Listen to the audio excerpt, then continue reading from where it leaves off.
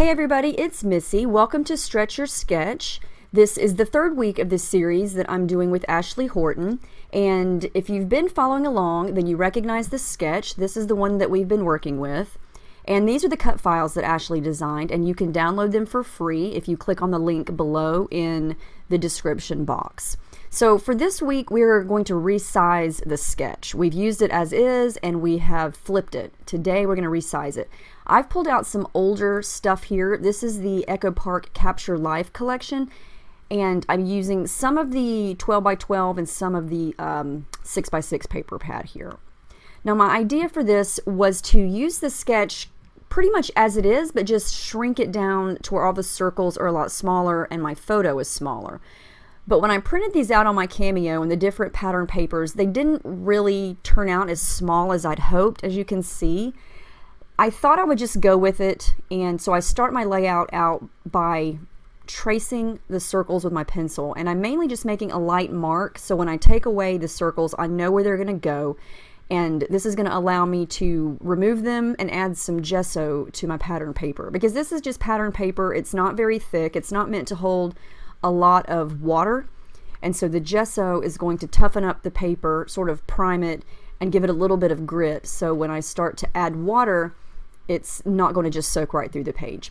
So I changed my mind already. I decided to cut out or cut off the outer circle of each of the circles with the hearts and group them together a little tighter and move them over to the left corner of the page. So already everything is definitely resized and smaller. So I'm going to sort of make a cluster over in this corner right here. And I'm sorry if my lighting keeps going in and out. I filmed some of this at night and some of this in the morning, so my lighting is totally different depending on time of day. So I'm going to do something with the circles that I cut off. I don't know what yet, but I am going to use those later on. So I covered up those pencil circles that I used. You can still kind of see them, but it didn't matter to me that I could still see them because they were very faint. And it just added something extra to the background. So now what I'm going to do is jazz up the background a little bit with some color, and so I pulled out some of my coordinating shimmers colors here. I've got Vibes in Cotton Candy, or maybe that's a Spritz. I think it might be a Spritz. And I just picked colors in random products from Shimmers that match the colors in my collection. This is one I just got my hands on. It's not new, but it's a Shimmers paint, and it's called Pumpkin, and it is the prettiest, brightest shade of orange. Absolutely love it. A little bit goes a long way, and I'm just going to smush some onto this plastic, add some water, flip it over, and smudge it down. And when it dries, it is so sparkly. It's like little bits of glitter mixed in there. I love it. And to lighten it up, I'm just going to dab it with my napkin here. And I love pink and orange mixed together, especially these two shades. They make a really pretty color. And I want these to kind of stay separate, but yet blend in parts. I guess you could say maybe around the edges. And this is the fun part for me, just kind of taking my time and creating the background area. I know for some people, the funnest part for them is embellishing or, you know, using a cut file, which I love using cut files, and I love embellishing, don't get me wrong, but for me, this part is the most fun. I love making background messes like this. I love seeing what colors look good together, and I don't know, this is just the fun part for me. So I don't really care how long it takes me to make a background. I just keep going until I get it as close to perfect in my eyes as I can. And so that's why sometimes I speed this up a lot, or I cut a lot of it out, because it does take a while. And I'm okay with that because I like doing it. I'm just going to come back in with these three colors here and there. I'm going to do some splatters, bring the plastic back in, bring the napkin back in, doing some dabbing here and there, and just keep going until I get it to where I can still see it when I put the circles in the picture back on the page.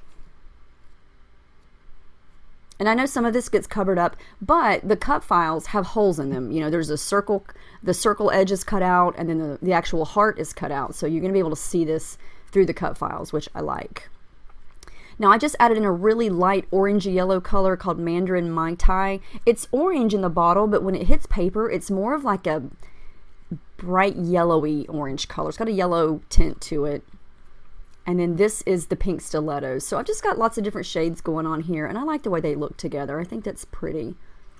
And I bring the circles back in just to do a test and see what it all looks like.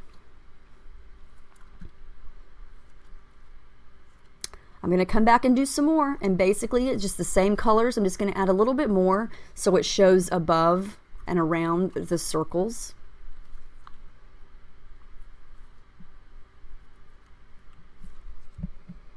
And I know I've said this before on several videos in my past, but when I have a lot of color going on like this, I like to put my photo in black and white, mainly because it makes the photo stand out, it makes the background stand out, and they're not competing against one another.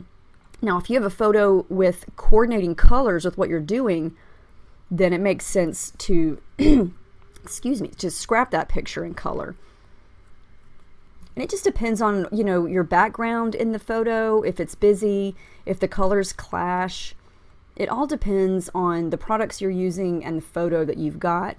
So, you know, I don't think there's anything wrong with using black and white. So I've got my background done. I love how that looks. You can see the shimmer. I hope you can see the shimmer. I know my lights are really bright, but trust me, it is very sparkly.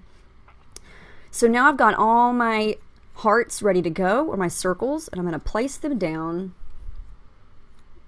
And I love these colors. I'm becoming a bigger fan of orange lately.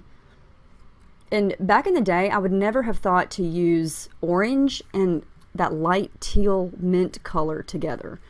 But for some reason, it just works when you throw the pink in there. I don't know, I just like the way it looks. It goes pretty together.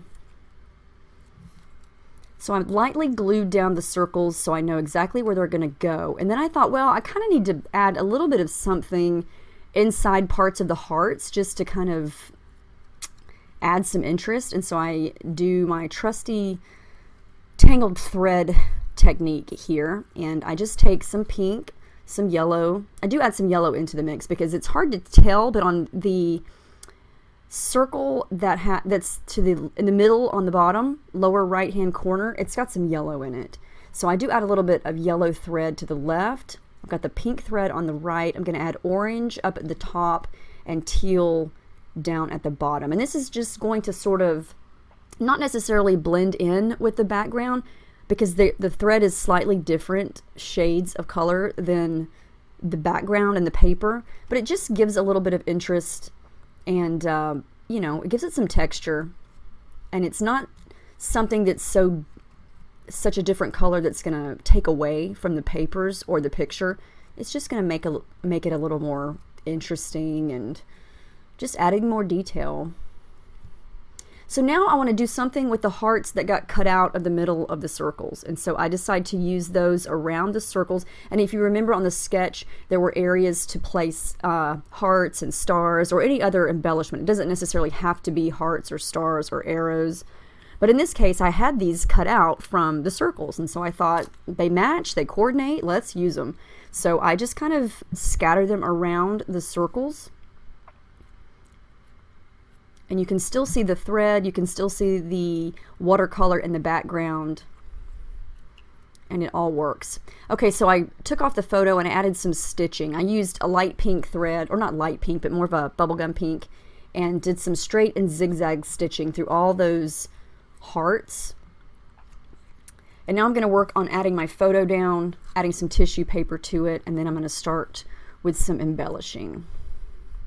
Now I've got all those extra circles that I cut off of the original circles, and I thought, what am I going to do with these? So I use 4 of them just behind the photo. I thought, why not add some more circles? It's just going to create a little more interest and make it look a little more colorful, I guess you could say.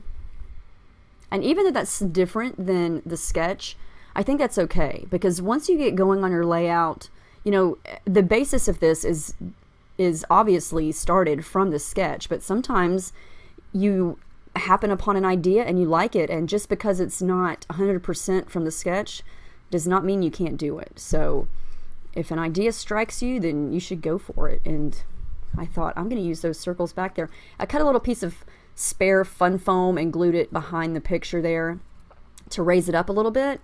And then I'm going to go in and make my title. And I have a couple of those little books of stickers from Tim Holtz that I've gotten from Michael's. And I'm going to make my title ridiculously cute because she's looking really cute in this picture. She's got her tongue sticking out and she's licking her top lip, and she just looks cute. And it's a very grainy photo.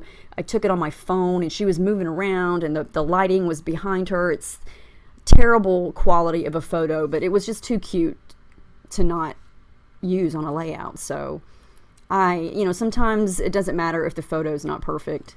You still have that memory and it's still important to document it. So now I decided I've got to do something in the upper right hand corner because it's just completely white and it bugged me. I needed something up there. So I'm using the orange circle that I did not use behind the photo, and then I'm pulling out the scraps that I used to cut the cut files on and just hand cutting around that to make some more circles. I didn't want to go back to my Cameo and recut the entire cut file, so I just cut 2 more to make some interest up there at the top. And then I went to the Capture Life sticker sheet and pulled off that sticker that you just saw that said Capture Life. And it's the perfect color. It's that light teal color. And it's a circle, so it works. And it's part of my stash. This whole layout is using up stash. I'm going to raise that up with some foam as well, and then add some thread under it. I decided it looked kind of naked and bare up there by itself, so I go back to those 4 thread colors and make some tangles to put under it.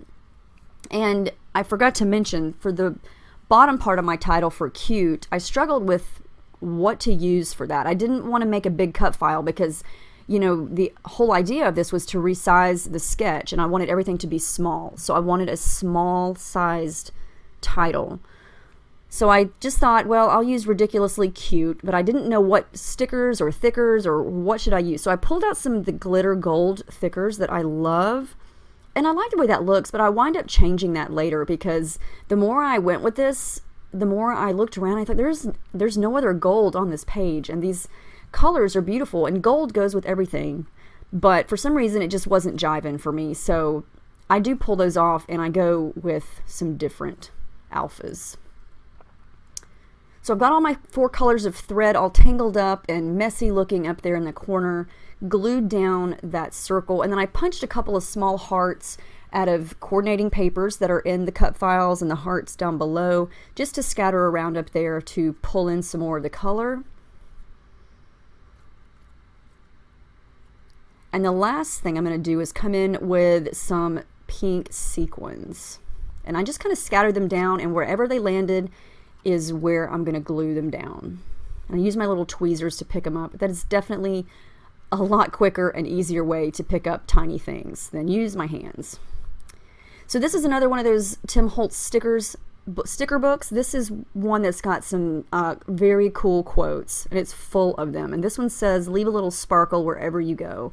And it's definitely true about Paige, because if you know her, then you know she definitely leaves sparkle wherever she goes. So I'm going to write a little bit about that here. And then in the last shot here, when you see the still shot, you will see that I changed out the word cute for some orange October afternoon stickers. And I just like that better. And I did add some gray and black ink spray splatters as well, just to kind of pull out the black and white that is in the picture. So I hope you enjoyed watching this. I hope this gave you another idea of what you could do with a sketch. Make sure you click the link below to see Ashley's sketch and see her video, or not Ashley's sketch, Ashley's layout, and see her video. And let us know if you have any questions. We'd love to see what you do with this. So thanks for watching, and we'll see you next week.